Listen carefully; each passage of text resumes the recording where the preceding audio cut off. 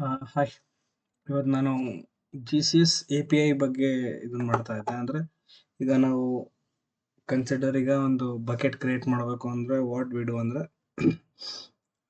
ನಾವು ಮ್ಯಾನ್ಯುಲಿ ಹೋಗಿ ಇಲ್ಲಿ ಕ್ರಿಯೇಟ್ ಬಕೆಟ್ ಅಂತ ಕೊಡ್ತೀವಿ. ಕ್ರಿಯೇಟ್ ಬಕೆಟ್ ಅಂತ ಕೊಟ್ಟು ನೇಮ್ ಅಂತ ಕೊಡ್ತೀವಿ and will upload the data. Okay, that's a manual process. What if you want to do ನೀನು ಬರೆದಿರೋ ಕೋಡ್ ಇದನ್ನು ಮಾಡಬೇಕು ಅಂದರೆ we can use the GCS API. ಅದನ್ನ ಯೂಸ್ ಮಾಡಿದೀವಿ ನಾವು GCS APIನ ಯೂಸ್ ಮಾಡ್ಕೊಂಡು. ಹೆಂಗೆ ಅಂತ ನಾನು ತೋರಿಸ್ತೀನಿ. That's a simple code. First ಏನು ಮಾಡುತ್ತೆ ಅಂದರೆ ಈಗ ನಾವೊಂದು ಕ್ರಿಯೇಟ್ ಮಾಡ್ತೀವಿ, ಒಂದು ಫೈಲ್ನ ಅಪ್ಲೋಡ್ ಮಾಡ್ತೀವಿ ಅಂದರೆ ಅದಕ್ಕೆ ಅದರ ಥರದ್ದೇ ಆದ ಸರ್ಟನ್ ಪರ್ಮಿಷನ್ಗಳು ಬೇಕು. ಅದಕ್ಕೆ ನಾನೇನು ಮಾಡ್ತೀನಿ, IAMಗೆ ಹೋಗ್ತೀನಿ. ಈಗ ನಾನು GCS ಬಗ್ಗೆ ಅಷ್ಟೇ ಮಾತಾಡ್ತಾ ಇರೋದು. IAMಗೆ ಹೋಗ್ತೀನಿ. ಆಲ್ರೆಡಿ IAM ಓಪನ್ ಇದೆಯಾ?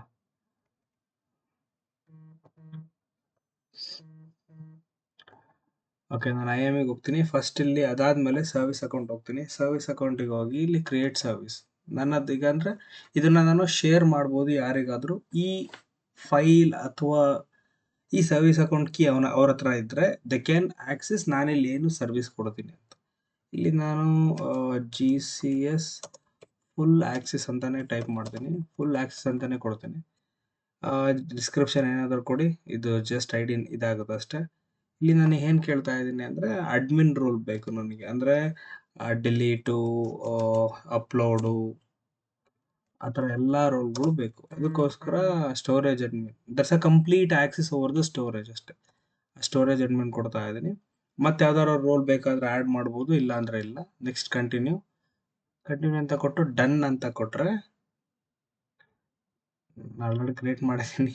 ಡನ್ ಅಂತ ಕೊಡ್ಬೇಕಷ್ಟೇ. ಇಲ್ಲಿ ಸರ್ವಿಸ್ ಅಕೌಂಟಲ್ಲಿ ತೋರಿಸ್ತೀನಿ ಯಾವ ಥರ ಬರುತ್ತೆ ಅಂದರೆ ಇಲ್ಲಿ ಈ ಥರ ಬರುತ್ತೆ. ಇದಾದಮೇಲೆ ಇಲ್ಲಿಗೆ ಕ್ಲಿಕ್ ಮಾಡಿ. ಇಲ್ಲಿಗೆ ಕ್ಲಿಕ್ ಮಾಡಾದ್ಮೇಲೆ ಈ ಥರ ಅಂತ ಅಂದ್ಕೊಳ್ಳಿ, ಕೀ ಜನರೇಟ್ ಆಗ್ತಿಲ್ಲ. ಓಕೆ, ಈ ಥರ ಇಲ್ಲಿ ಕ್ಲಿಕ್ ಮಾಡಿ. ಈ ಥರ ನಿಮಗೆ UI ಕಾಣುತ್ತೆ. ಇಲ್ಲಿ ಕೀಸ್ ಅಂತ ಇರುತ್ತೆ. ಕೀಸ್ ಅನ್ನೋ ಹತ್ರ ಹೋಗಿ ಆ್ಯಡ್ ಕೀ ಅನ್ನೋದಿದೆಯಲ್ಲ, ಅಲ್ಲಿ ಕ್ರಿಯೇಟ್ ಅ ನ್ಯೂ ಕೀ ಅಂತ ಟೈಪ್ ಮಾಡಿ 2 ಫಾರ್ಮ್ಯಾಟ್ ಕೊಡುತ್ತೆ. JSON ಫಾರ್ಮ್ಯಾಟ್ ಕೊಡಿ. JSON ಫಾರ್ಮ್ಯಾಟ್ ಕೊಡಿದ ತಕ್ಷಣ ಒಂದು ಫೈಲ್ ಡೌನ್ಲೋಡ್ ಆಗುತ್ತೆ ಈ ಥರ ನಿಮ್ಮ ಲೋಕಲಲ್ಲಿ. ಇದು ಫಸ್ಟ್ ಪ್ರೋಸೆಸ್. ಇದನ್ನು ಮಾಡಬೇಕಾಗಿದೆ. ನೆಕ್ಸ್ಟ್ ನೀವೇನು ಮಾಡ್ತೀರಾ ಅಂದರೆ ಕ್ಲೌಡ್ ಶೆಲ್ ಓಪನ್ ಮಾಡಿ. ಕ್ಲೌಡ್ ಶೆಲ್ ಓಪನ್ ಮಾಡಿ ನೀವಲ್ಲಿ ಏನು ಅಪ್ಡೇಟ್ ಇದನ್ನ ಮಾಡಿರ್ತೀರ, ಲೋಕಲಲ್ಲಿ ಫೈಲ್ ಇರುತ್ತಲ್ಲ, ಅದನ್ನು ಅಪ್ಲೋಡ್ ಮಾಡಬೇಕು. ಅಪ್ಲೋಡ್ ಮಾಡಿ. ಈ ಫೈಲ್ನೇ ನಾನು ಅಪ್ಲೋಡ್ ಮಾಡಿದ್ದು, ನಿಮಗೆ ಕಾಣೋದಿಲ್ಲ ಅಂತ ಕಾಣುತ್ತದು. ಈ ಫೈಲ್ನೇ ಅಪ್ಲೋಡ್ ಮಾಡಿ ತೋರಿಸ್ತೀನಿ ಇದು ಎಲ್ಲಿದೆ ಅಂತ. ಸಿ ನೋಡಿ, ಇದೇ ಫೈಲ್ನ ಲೋಕಲಿಂದ ನಾನು ಕ್ಲೌಡ್ ಶೆಲ್ಲಿಗೆ ಅಪ್ಲೋಡ್ ಮಾಡಿದೆ. .json ಇದೆ.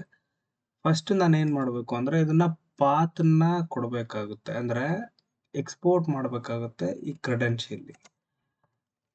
ಓಕೆ, ನೋಡಿ, ಇದರ ಕರೆಂಟ್ ಪಾತ್ ಎಲ್ಲಿದೆ ವಿತ್ ದಿಸ್ ಫೈಲ್ ಅಂತ ಕೊಟ್ಟರೆ, ನಾನು ಇದನ್ನು ಗೂಗಲ್ ಅಪ್ಲಿಕೇಶನ್ ಕ್ರೆಡೆನ್ಷಿಯಲ್ ಅಂತ ಎಲ್ಲಿ ಬೇಕಾದರೂ ಕಾಲ್ ಮಾಡಿದ್ರೆ ಇಟ್ ಡಸ್ ಮೀನ್ ದಟ್ ಆ JSONಗೆ ಹೋಗಿ ಏನು ಬೇಕೋ ಅದನ್ನು ತಗೊಳುತ್ತೆ. ಮತ್ತು ನೀವೇನಾದರೂ ಇದಾಗಿಲ್ಲ ಅಂದರೆ, ಯಾವುದು ಒಂದೊಂದ್ಸರಿ ಇಲ್ಲಿ ಸ್ಟೋರೇಜ್ ಆಕ್ಸೆಸ್ ಇರಲ್ಲ ಅಂದರೆ ಪಿಪ್ ಇನ್ಸ್ಟಾಲ್ ಕ್ಲೌಡ್ ಸ್ಟೋರೇಜ್ ಅಂತ ಕೊಟ್ಟರೆ ನಿಮಗೆ ಸೀರೀಸ್ ಆಗಿ ಈ ಥರ ಡೌನ್ಲೋಡ್ ಆಗ್ತವೆ.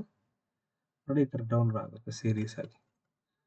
ಆಗಿದೆ ನನ್ನದ್ರಲ್ಲಿ, ಮತ್ತೇನು ಮಾಡೋ ಅವಶ್ಯಕತೆ ಇಲ್ಲ. Next the most important thing ಅಂದರೆ ಒಂದು ಫೈಲ್ನ ಕ್ರಿಯೇಟ್ ಮಾಡಬೇಕು. ನಾನು ಇದರಲ್ಲಿ ತೋರಿಸ್ತೀನಿ, ಎಡಿಟ್ರಲ್ಲಿ ತೋರಿಸ್ತೀನಿ.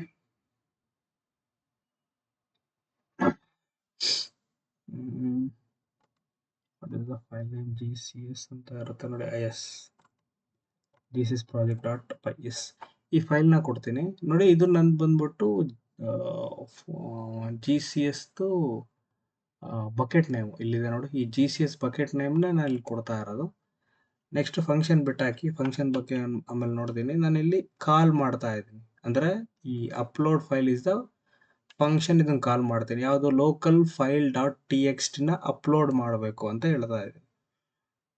ಓಕೆ, ಅಪ್ಲೋಡ್ ಮಾಡಬೇಕು ಅಂತ ಯಾವುದು ಲೋಕಲ್ ಫೈಲ್ ಅಂತ ಎಲ್ಲಿದೆ, ಎಸ್ ನೋಡಿ. This is the test file. ಇಷ್ಟೇ, ಇನ್ನೇನು ಇರಲ್ಲ ಇದರಲ್ಲಿ. ಇದನ್ನು ಅಪ್ಲೋಡ್ ಮಾಡಬೇಕು ಅಂತ ಇದನ್ನು ಮಾಡ್ತಾ ಇದ್ದೀನಿ. ಓಕೆ, ಇದು ಅಪ್ಲೋಡ್ ಆಗುತ್ತೆ. ಅಪ್ಲೋಡೆಡ್ ಅಂಡರ್ಸ್ಕೋರ್ txt ಇದು ಈಗ ಎಕ್ಸಿಕ್ಯೂಟ್ ಆದ ತಕ್ಷಣ ನೋಡಿ ಇಲ್ಲಿ ಬಂದಿದೆ 5ನೇ ಲೈನಲ್ಲಿ ಫಂಕ್ಷನ್ ಇದೆ.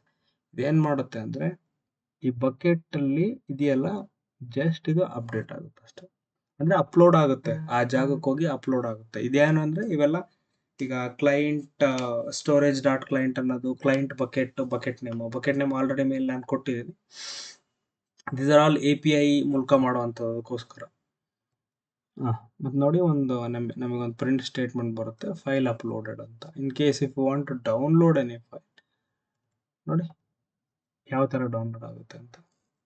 ಸೊ ಸೇಮ್ ಇದೇ ಥರ ಕಾಲು ನೋಡಿ, ಇದು ಸೇಮ್ ಇರುತ್ತೆ, ಇದರಲ್ಲಿ ಏನೂ ಡಿಫ್ರೆನ್ಸ್ ಇರಲ್ಲ. If you can able to check, ಏನೂ ಇರಲ್ಲ. ಇವೆಲ್ಲ keyword blob dot download to file, upload to file, ಅದನ್ನು ನಮಗೇನು ಬೇಕೋ ಅದು ಮಾಡಿಕೊಡುತ್ತೆ. ಇದೊಂದು ಪ್ರಿಂಟ್ ಬರುತ್ತೆ. ನಾನು ಇದನ್ನೇನು ಫಂಕ್ಷನ್ ಏನು ಕಾಲ್ ಮಾಡಿಲ್ಲ. ಸೊ ಇದು simple code. This is just a simple output. ಮತ್ತೆ ಲಿಸ್ಟ್ ಮಾಡ್ತಾ ಇದ್ದೀನಿ ಫೈನಲಿ ಪ್ರಿಂಟ್ ಮಾಡೋದಕ್ಕೆ ಏನಾಗಿದೆ ಅಂತ. ಈಗ ನಾನು ಟರ್ಮಿನಲ್ಗೂ ಎಲ್ಲಾದರೂ ರನ್ ಮಾಡ್ಬೋದು, ಎಲ್ಲಾದ್ರೂ ರನ್ ಮಾಡ್ಬೋದು, ಅಷ್ಟೇ ಸಿಂಪಲ್. ಓಕೆ ನೋಡಿ, ಪೈಥಾನ್ GCS ಅದೇನಲ್ಲಿ ಅಲ್ಲಿ ಏನು GCS ಪ್ರಾಜೆಕ್ಟ್ ಡಾಟ್ ಪೈ ಅಂತ ಅದನ್ನೇ ರನ್ ಮಾಡ್ತೀನಿ, ಇನ್ನೇನು ಮಾಡೋದಿಲ್ಲ. ನೋಡಿ ಆ ಫೈಲ್ ನಾನು ಫಸ್ಟ್ ಒಂದು ನಿಮಿಷ ಡಿಲೀಟ್ ಮಾಡಿಬಿಡ್ತೀನಿ, ಅದನ್ನು ನಿಮಗೆ ಕನ್ಫ್ಯೂಷನ್ ಬೇಡ. ಯಾವ್ದು ತಾನೇ ಅಪ್ಲೋಡೆಡ್ ಫೈಲ್ ತಾನೇ ಆಗಿರೋದು ನೋಡಿ, ಅದು ರೀನೇಮ್ ಕೂಡ ಮಾಡಿದ್ದೆ. ಅಂದರೆ ಇನ್ನೊಂದು ಕೋಡಲ್ಲಿ ಹೇಳ್ತೀನಿ ನಾನು ನಿಮಗೆ. ನಾನು ಅಪ್ಲೋಡ್ ಮಾಡ್ತಿರೋ ಫೈಲು local.txt, ಅಲ್ಲಿ ರೀನೇಮ್ ಮಾಡ್ಕೊತ ಇದೆ ಫೈಲ್. ಸೇಮ್ ಇದೇ ಥರ ಇಲ್ಲಿ ವರ್ಕ್ ಆಗುತ್ತೆ ನೋಡಿ. ಇಲ್ಲಿ ಗೊತ್ತಾಯಿತು, ಇಲ್ಲಿ ಗೊತ್ತಾಯಿತು ಎರಡೇ ಫೈಲ್ ಇರೋದು ಅಂತ. ನಾನೀಗೇನು ಮಾಡ್ತೀನಿ, ಸೇಮ್ ಕೋಡ್ನೇ ರನ್ ಮಾಡ್ತೀನಿ. ಅಪ್ಲೋಡೆಡ್, ಇಲ್ಲಿ ರಿಫ್ರೆಶ್ ಅಂತ ಒಂದು ಬಟನ್ ಬರುತ್ತೆ, ರಿಫ್ರೆಶ್ ಅಂತ ಬಟನ್ನ ಪ್ರೆಸ್ ಮಾಡ್ತೀನಿ ನೋಡಿ, uploaded.txt. So simple. ಇದೇನಕ್ಕೆ ಅಂದರೆ ಹೆಂಗೆ APIಯಲ್ಲಿ ಆಟ ಆಡ್ಬೋದು ನಾವು ಗೂಗಲ್ ಕ್ಲೌಡಲ್ಲಿ ಕೋಡ್ನ ಬರ್ಕೊಂಡು. ನಾವು ಮ್ಯಾನ್ಯುಯಲಿ ಎಲ್ಲ ಪ್ರೋಸೆಸ್ಗಳಿಗೂ ನಾವೇನೇನು ಸರ್ವಿಸಸ್ ಇದೆಯಲ್ಲ ಎಲ್ಲದಕ್ಕೂ ನಾವು ಈ ಥರ ಮಾಡ್ಬೋದು. ನಾವು ಮ್ಯಾನ್ಯುಯಲಿ ಹೋಗಿ ಇದು ಮಾಡಬೇಕು ಅಂತ ಇಲ್ಲ. We can do in many ways. Thank you.